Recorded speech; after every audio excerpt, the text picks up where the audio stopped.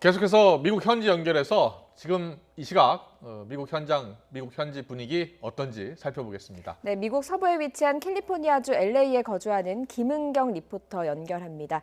김은경 리포터 나와 계십니까? 네, 엘레입니다. 네, 안녕하세요. 자, 미 대선 투표가 이제 미국 동부 일부 주를 시작으로 시작이 됐다고 들었습니다. 지금 LA도 대선 분위기가 한창일 것 같은데 그곳 현지 분위기는 어떻습니까? 네, 이곳 캘리포니아주 역시 다른 주와 마찬가지로 대선 분위기가 한창입니다. 이미 우편 투표는 진작에 시작이 돼서 우표를 이미 마친 유권자들도 상당수인 것으로 나타났습니다. 예. 또 온라인상에서도 이 자신들은 이미 투표를 마쳤다는 내용과 함께 또 투표를 하자 이렇게 투표를 독려하는 게시물들도 쏟아지고 있습니다. 네. 네, 올해는 특히 캘리포니아주에서 2,200만 명이 유권자 등록을 마쳐서 80년 만에 최고 수치를 기록하기로 했습니다. 네.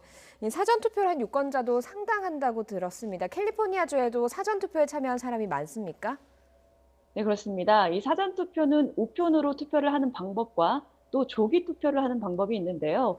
올해는 특히 코로나19로 인해서 투표소에 가는 것보다 이 우편 투표를 이용하는 유권자들이 상당수인 것으로 나타났습니다.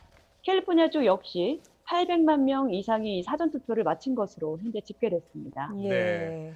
캘리포니아 같은 경우에는 이제 전통적으로 민주당이 강세인 지역이잖아요.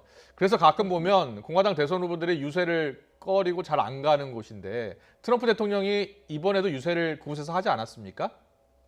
네, 그렇습니다. 이 트럼프 대통령은 캘리포니아주와는 사이가 상당히 좋지 않은 것으로 잘 알려져 있는데요. 네. 이번에도 캘리포니아주에서는 이 공식적인 유세는 하지 않았습니다.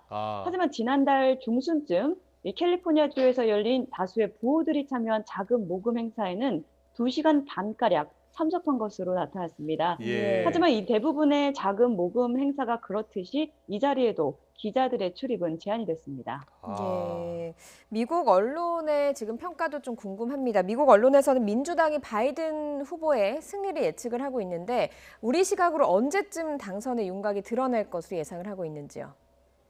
네, 지난 2016년 대선 당시에는 이 선거일을 넘긴 새벽 2시 24분경에 결과가 발표가 된 바 있는데요. 하지만 올해는 코로나19로 인해서 이 앞서 보도해드렸듯이 우편 투표를 실시하는 유권자들이 상당히 많고 또 각 주마다 우편 투표 마감과 개표 시간 등이 제각기 다르기 때문에 최종 결과가 나오기까지는 지난 대선보다 더 오랜 시간이 걸릴 것으로 예상되고 있습니다. 네. 캘리포니아 같은 경우에 잠깐 말씀하셨습니다만 반트럼프 정서가 강한 곳이잖아요. 최근에도 각종 인종차별 사건에 대해서 이제 과격한 시위가 이어졌었는데요.